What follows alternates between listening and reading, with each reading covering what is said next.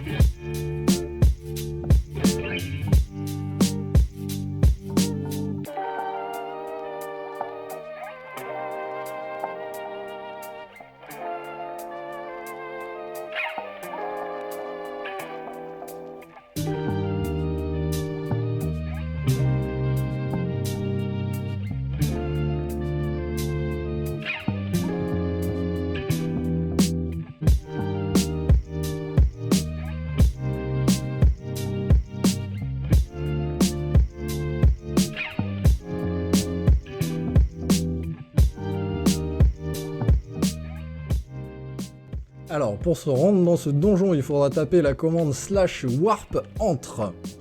Et nous voilà dans le fameux donjon. Donc les premières choses qu'on va remarquer, ça va être le PNJ qui est juste derrière nous, donc on va aller voir ce dernier.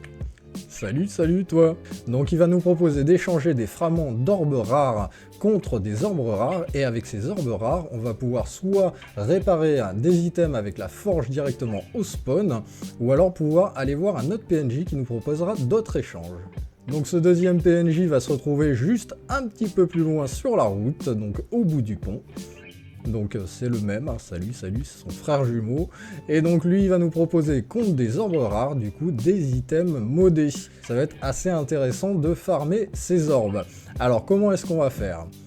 Il va falloir donc descendre, soit vous sautez, soit vous prenez les petits escaliers qu'il y a sur le côté. Et là, sur les plateformes, vous allez avoir des gobelins qui vont apparaître. Alors moi, je vous invite à aller farmer directement sur la dernière plateforme à droite. C'est celle où il y a le plus de spawn de gobelins, parce qu'il va falloir quand même en tuer quelques-uns pour avoir des fragments. Et donc c'est de cette façon-là qu'on pourra avoir nos fragments d'orbes, et donc du coup les échanger ensuite au PNJ pour avoir des orbes complètes. Et faire nos trades. Donc faites attention, équipez-vous de votre meilleure armure parce que ils piquent un petit peu hein, ces petits gobelins, et il faut en tuer quand même quelques-uns pour avoir ne serait-ce qu'un fragment, donc prévoyez de farmer un petit peu.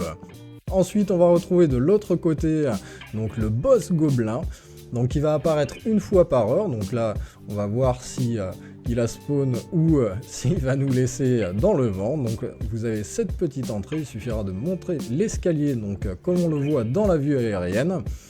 Et donc là, attention suspense, il n'est pas là, donc là vous avez un compte à rebours, donc vous pouvez vous organiser pour revenir au moment où il va spawn.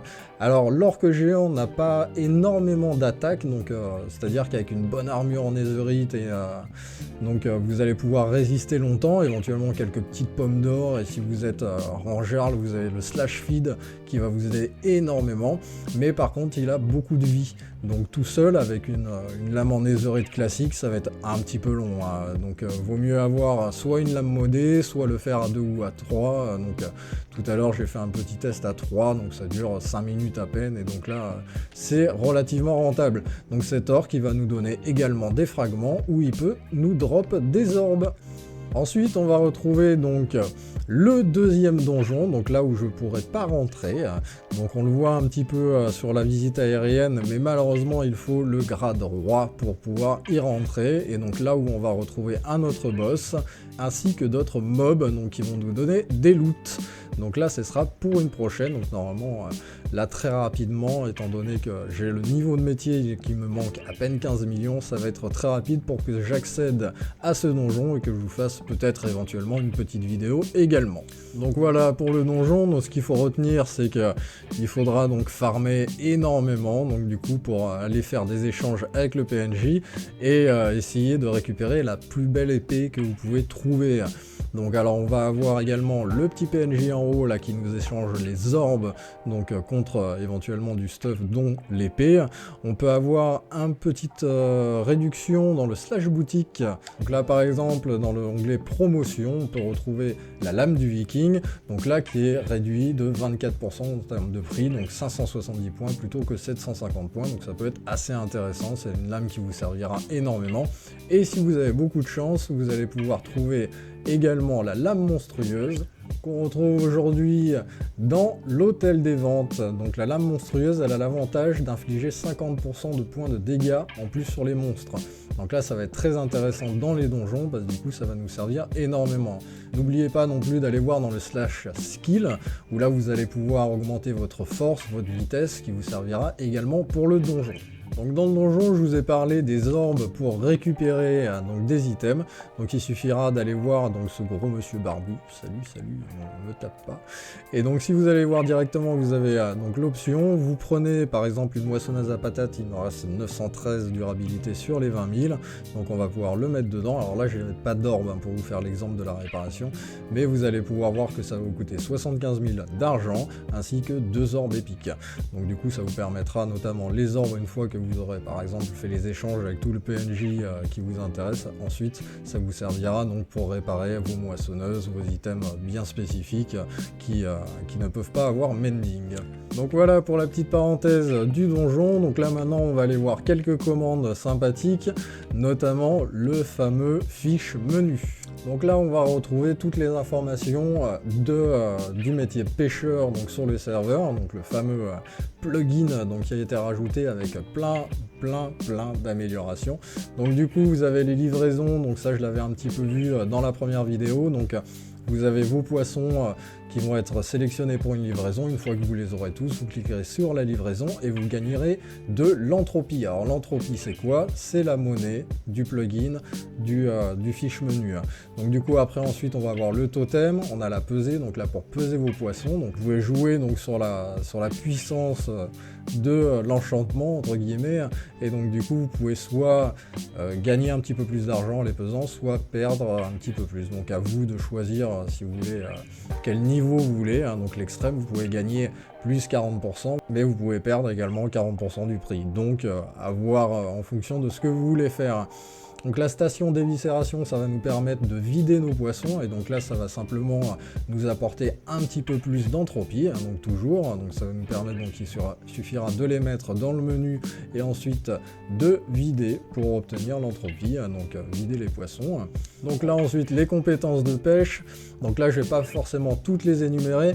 Alors si vous voulez beaucoup d'informations détaillées sur le plugin, il suffira de taper dans Google entropie pêche Minecraft, et donc dans les premiers liens vous aurez directement le lien officiel du plugin où là il y aura également toutes les informations nécessaires, donc notamment les items qu'il faut ramener pour le totem, parce qu'une fois qu'on l'a construit il nous faut des items bien spécifiques pour pouvoir l'activer, si vous les avez pas vous ne pourrez pas l'activer, etc. Donc là toutes ces informations vraiment très détaillées vous les retrouverez directement là-bas. Ensuite on va voir donc la boutique pour vendre ces poissons. Donc là attention, c'est pareil, la boutique fonctionne d'une façon bien spécifique, c'est-à-dire que si vous vendez 10 poissons, on va dire ça vous rapporte 10 000, et que derrière vous en revendez 10, ça va vous écrire 20 000. En fait c'est l'argent cumulé de tous les poissons que vous allez attraper. Donc ensuite le codex qui va être très pratique pour savoir où trouver nos poissons, notamment des livraisons. Donc là vous allez pouvoir donc chercher vos poissons directement. Donc là par exemple si on prend le carcassin jaune de baie peu profonde, sacré nom pour un poisson, on peut retrouver donc dans les biomes plage et rivière. Donc on pourra voir également le total capturé par tout le serveur. Donc là on voit que on en a récupéré 1373, donc ça fait quand même quelques-uns. Il y en a ils sont à plus de 5000, plus de 10 000 en fonction de leur rareté.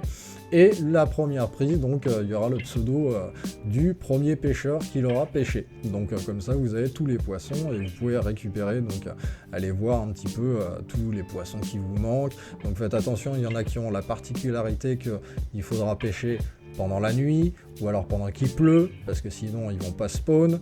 Donc voilà, toutes ces petites informations sont là, donc le codex est très pratique. Et vous avez naturellement votre sac à poissons où là vous pouvez mettre vos cannes à pêche, vos poissons pour vider votre inventaire, éviter de revenir à vos coffres, etc. Donc on peut en mettre pas mal. mais il manque quand même quelques emplacements, c'est-à-dire qu'on n'a pas autant d'emplacements que de poissons existent. Donc voilà pour ce petit menu du fiche, donc j'espère que la pêche ça vous plaît beaucoup sur le serveur. Alors du coup, un dernier point sympathique à vous informer, c'est que les votes sont doublés, donc autant sur les clés, tiens, il y a Ophu qui fait le malin derrière, salut. Il se doute pas qu'il va être sur la vidéo, hein. Ah là, il se doute pas, là, tu te doutes de rien, petit cachotier. Alors du coup, je reviens au vote, donc ils sont doublés, voilà, pour tous les petits bugs, les petits redémarrages, donc voilà, donc le petit geste sympathique qu'on a reçu nos 2 clés. Allez, on va faire un petit open. Alors ne vous inquiétez pas, les armures sont quand même assez bizarres comme ça, c'est à cause de mes shaders, hein. Donc si je les enlève, voilà, les armures sont normales, mais c'est vachement moins joli. Donc je préfère quand même avoir des armures un petit peu buggées et des beaux graphismes sur le jeu. Hop, bah voilà, encore une moissonneuse à blé, ça doit être la 12e que je récupère. Si vous voulez une moissonneuse à blé, n'hésitez pas à me le mettre en commentaire. Et donc voilà, on arrive à la fin de cette petite vidéo, donc j'espère que ça vous aura plu, n'hésitez pas à me laisser un petit commentaire, ça aidera énormément à référencer ma chaîne, le petit pouce bleu, l'abonnement et tout ce qui s'ensuit. Alors guettez bien les vidéos suivantes, car l'événement Halloween va bientôt arriver, donc il y aura une vidéo détaillée au sujet de tout ça. Donc voilà, c'était Roger Levray, Ophu qui fait l'imbécile juste dans mon dos, sur Eldercraft. Allez, ciao ciao!